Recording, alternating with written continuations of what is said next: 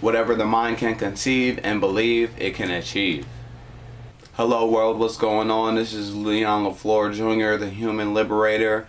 Today I'm just going to be speaking with you guys about taking control of your mind, standing guard at the door of your mind, and the reasons why. We're all born the same way, dumb, naked, and speechless. Everything else is learned.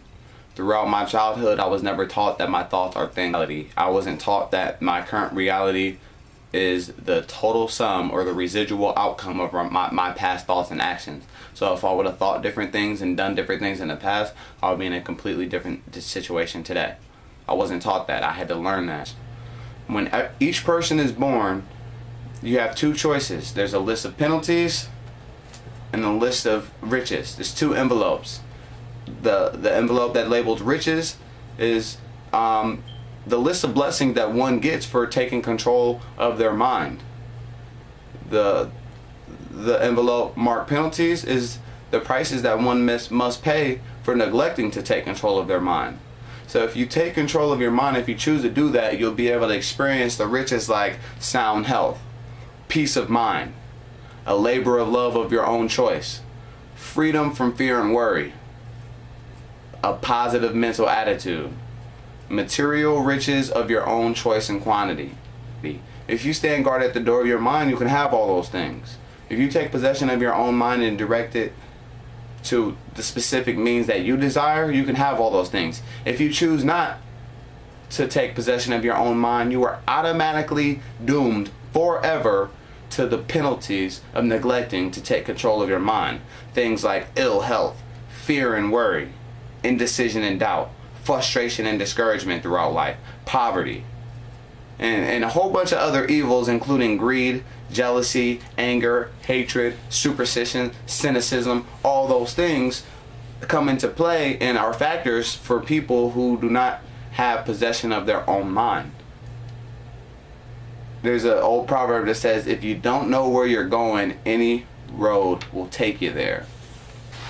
In this book, it's called The Magic of Thinking Big. It's by David Schwartz. On page 34, he says, most of us make two basic errors in respect to intelligence.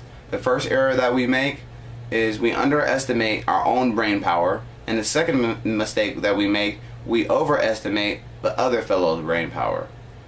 It seems like in America we have this inferiority complex, and that leaves us so dependent on confirmation of others for our self-worth.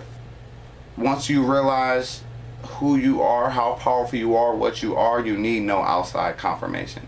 All your confirmation comes from the inner, and that's a powerful thing.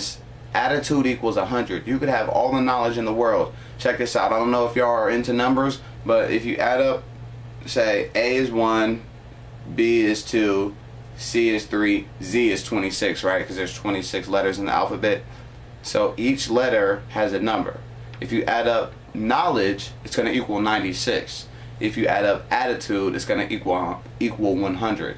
And I think that's pretty interesting, because what that shows is you could have all the knowledge in the world, but it's still not even going to equal to your 100% if you don't have your attitude. Dream big, think big. It's possible. Your wildest goals, your wildest dreams, everything that you ever desired, it's possible. If you help enough people get what they want, you can have everything that you want.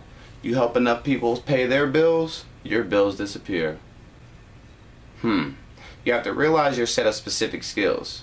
When you finally sit down and realize what you're called to do, you realize that no one can do you better than you. So you have to be the best you can be. Most people haven't even spent the time to discover themselves, though. They don't know their purpose. They don't know their higher calling. Once you know your purpose, once you know your higher calling, you have to embrace it. Most people run away from it for fear of success, fear of much responsibility. Right? But you cannot shy away from your destiny.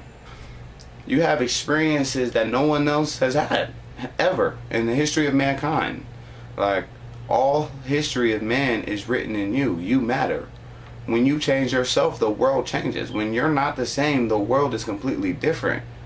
is think better thoughts, develop ourselves, make a conscious point every day to get a good daily dose of words. Words nourish our mind.